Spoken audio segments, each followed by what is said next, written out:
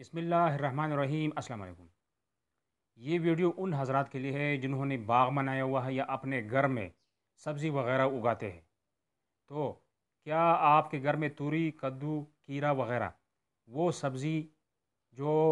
ٹیلا سا بن جاتا ہے، جس طرح توری ہو گیا، کدو ہو گیا، کیرا ہو گیا، اور آپ نے اس کو گھر میں رکھا ہوا ہے اور اس میں دانے نہیں نکلتے، تو دانے سبزی اس میں اگر اگتا نہیں ہے، نکلتا نہیں ہے، تو اس کا بہت زبردست ٹوٹکا ہے، آسان سا ٹوٹکا، وہ آپ اس میں استعمال کریں گے انشاءاللہ۔ آپ ایک ہفتے تک جب وہ یہ نسخہ آپ ایک دن اس میں رکھیں گے تو ہفتے کے بعد اس کا جو ہے پورا نسل نکلنا شروع ہو جائے گا، اور اس میں دانے بے تحاشا دانے اس میں نکلنا شروع ہو جائیں گے، اور آپ کو اس کا جو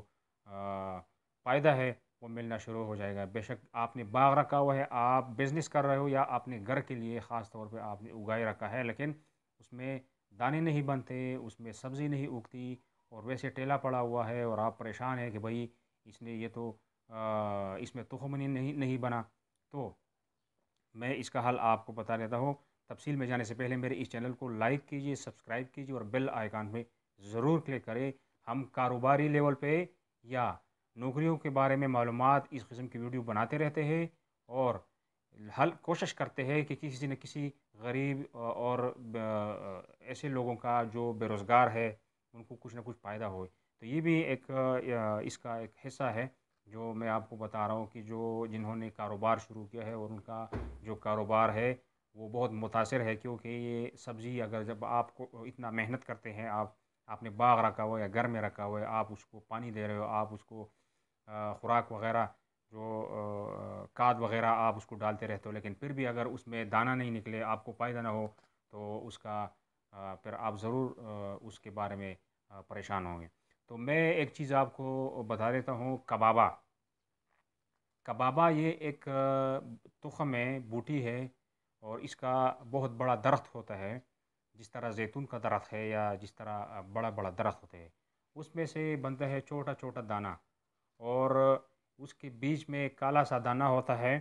اور اوپر سے موٹا سا بیج ہوتا ہے۔ میرے پاس میں آپ کو دکھا دیتا ہوں، تو اگر آپ پنسار کے پاس جا کر کہیں گے تو پھر بھی وہ لوگ سمجھ سکتے ہیں کہ یہ کبابا کیا چیز ہے، تو آپ کو بتا سکتے، چھوٹا چھوٹا سا دانہ ہے، کالی مرچ کی طرح۔ یہ کبابا آپ نے لینا ہے پنسار کی دکان سے، حکیم کی دکان سے۔ یہ بہت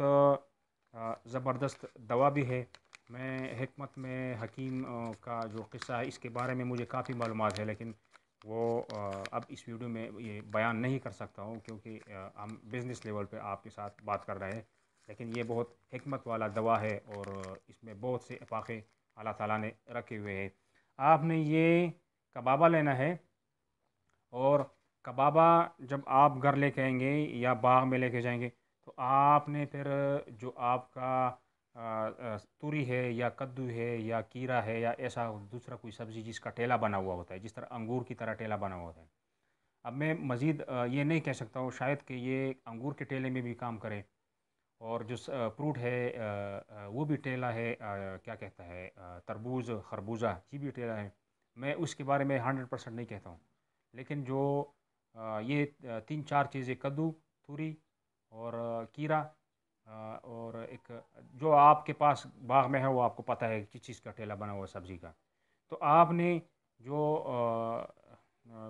جو ٹھیلا ہے اس کی جڑ سے جو تنا نکلتا ہے، یہ مثال لے لیں، یہ میں نے کاٹا ہوا ہے زمین سے، تو آپ نے یہاں پہ آپ نے چاقو یا بلیڈ سے اس طرح تراشنا ہے اس سکن کو، تقریباً 2 انچ، 3 انچ، 4 انچ، اتنا نہیں لیکن 1-2 انچ آپ نے تراشنا ہے سیدھا، جلد کو توڑا ایسا کھولنا ہے، اور یہ کبابے کے دانے اس میں اندر آپ نے گھسیٹنے ہیں، 8 10 15 20 دانے۔ جب آپ اس کے اندر گھسیٹیں گے، جلد آپ اس کے اوپر بند کر دیں، اور کوئی کپڑا لے کے اس کے اوپر گھمائے اور باندھ رکھے اس کو۔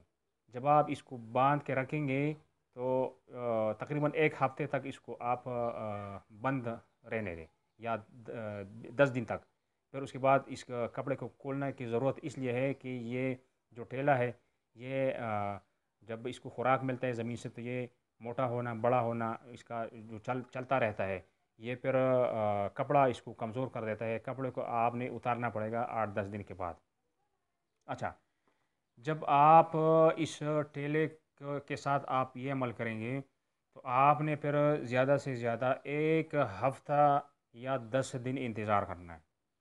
پھر آپ دیکھیں کہ یہ کتنا اس میں بار بنا ہوا ہے، کتنے دانے اس میں نکل آئے ہیں، آپ بے شمار اس میں دانے نکل آئیں گے، اور آپ کا انشاءاللہ جو محنت ہوگا وہ بہت زیادہ آپ کو اس کا پھل ملے گا، اس کا سبزی ملے گا۔ اور ہمیں دعاؤں میں یاد رکھ کیجیے گا۔ خدا حافظ۔